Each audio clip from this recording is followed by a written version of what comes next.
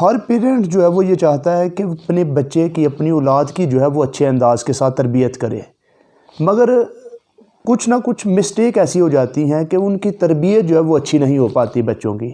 وہ الٹا جو ہے وہ نقصان ہوتا ہے، یا بچے جو ہے وہ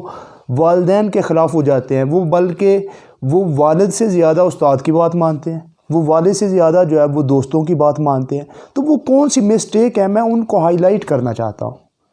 تو پوائنٹ نمبر 1 ہے کہ ضرورت سے زیادہ جو ہے وہ بچوں کو ڈانٹنا۔ کچھ پیرنٹس ہوتے ہیں کہ وہ خواہ مخواہ جو ہے وہ چھوٹی چھوٹی باتوں پر جو ہے وہ بچوں کو ڈانٹتے ہیں۔ اب بچے نے کوئی چھوٹی سی شرارت کی ہے تو ظاہری بات ہے اس کا بچپن ہے، وہ تو شرارت کرے گا، وہ انہی بچپن جو ہے وہ شرارتوں کے ساتھ ہی اچھا لگتا ہے، تو بچوں کو جو ہے وہ ان چھوٹی چھوٹی شرارتوں پر جو ہے وہ ڈانٹنا شروع کر دیتے ہیں کہ ضرورت سے زیادہ ڈانٹتے ہیں۔ اور دوسرا پوائنٹ یہ ہے کہ کچھ لوگ ایسے ہوتے ہیں کہ وہ ضرورت سے کم ڈانٹنا، کہ بچے نے مسٹیک کی ہے، غلطی کی ہے، تو یہ کہنا کہ میرے بچے نے یہ غلطی کی ہے، میرا بچہ تو ایسا کر ہی نہیں سکتا، وہ میرا بچہ، میرا خون، وہ تو فرشتہ ہے، تو اوور کانفیڈنس ہو جانا کہ میرا بچہ اس طرح غلطی نہیں کر سکتا، تو ضرورت سے کم ڈانٹنا۔ اس کے بعد پوائنٹ نمبر 3 ہے کہ موازنہ کرنا۔ کچھ والدین ہوتے ہیں کہ وہ اپنے بچوں کا موازنہ دوسرے لوگوں سے کرتے ہیں، دوسرے کلاس فیلو جو بچوں کے ہوتے ہیں ان کے ساتھ کرتے ہیں کہ دیکھو فلاں نے اتنے نمبر لیے آپ نے اتنے کم لیے ہیں، فلاں نے اتنے نمبر لیے ہیں آپ نے اتنے لیے ہیں۔ تو بھائی جان ہوتا یہ ہے کہ ہو سکتا ہے کہ وہ بچہ جو ہے وہ کل کو ایک ملازم بنے اور آپ کا بچہ بزنس مین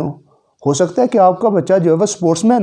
تو ہو سکتا ہے کہ اس میں کوئی اور صلاحیت جو ہے وہ اس سے بہتر ہو۔ ہر انسان کے اندر جو ہے وہ ایک اپنی صلاحیت ہوتی ہے، اپنی خوبی ہوتی ہے۔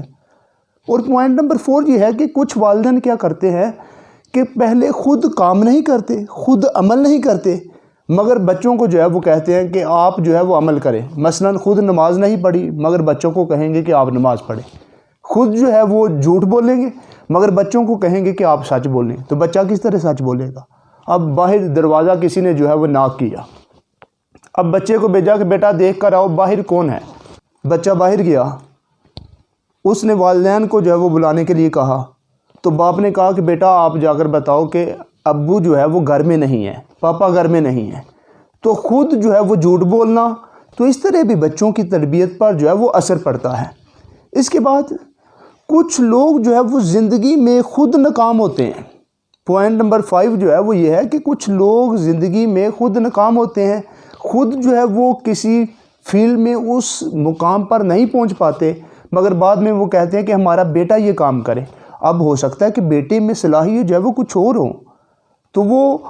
ہر انسان کے اندر جو ہے وہ کچھ خاص خوبیاں ہوتی ہیں، خاص صلاحیتیں ہوتی ہیں، یہ ہو سکتا ہے کہ بچے کا رجحان جو ہے وہ کسی دوسری طرف ہو، اس طرف نہ ہو،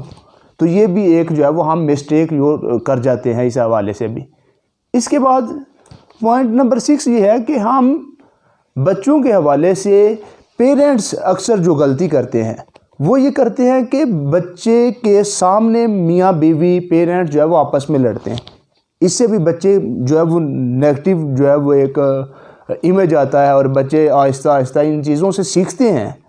پوائنٹ نمبر 7 ہے کہ کچھ پیرنٹس کیا غلطی کرتے ہیں کہ وہ بچوں کو بالکل جو ہے وہ چوائس ہی نہیں دیتے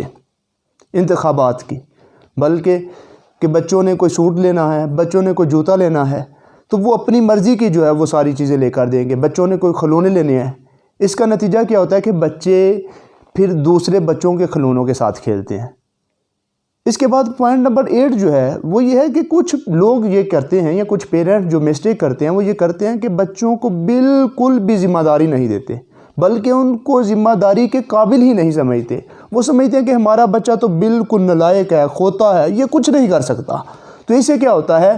کہ وہ بچہ آہستہ آہستہ واقعی غیر ذمہ دار ہو جاتا ہے۔ تو اس کی مثال جو ہے وہ اشفاق صاحب بھی دیتے ہیں کہ وہ کہتے ہیں کہ